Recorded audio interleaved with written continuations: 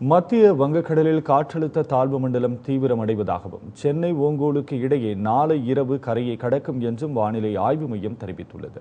வங்கக்கடலில் உருவான காற்றழுத்த தாழ்வு மண்டலம் நாகப்பட்டினம் அருகே கடந்த 16ஆம் தேதி கரையை கடந்தது. இருந்தபோதும் தமிழகத்தில் பரவலாக மழை பெய்து வருகிறது. இந்நிலையில் மத்திய வங்கக்கடலில் நேற்று முன்தினம் காற்றழுத்த தாழ்வு பகுதி மண்டலமாக மாறியது.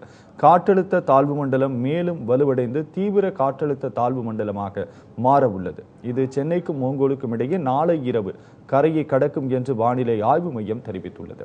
தமிழகத்தின் தென் மாவட்டங்களில் அநேக இடங்களில் இடியுடன் கூடிய மழை பெய்யும் என்றும் வட மாவட்டங்களில் அதிக இடங்களில் மழை பெய்ய வாய்ப்புள்ளது என்றும் எச்சரிக்கை விடப்பட்டுள்ளது. சென்னை துறைமுகத்தில் 1ஆம் எண் புயல் எச்சரிக்கை கூண்டும், நாகையில் 2ஆம் எண் கூண்டும் ஏற்றப்பட்டுள்ளது. இதனிடையே சென்னையில் இன்று அதிகாலை பனிப்பொழிவு காணப்பட்டது. வாகன ஓட்டிகள் இதனால் மிகவும் அவதிப்பட்டனர்.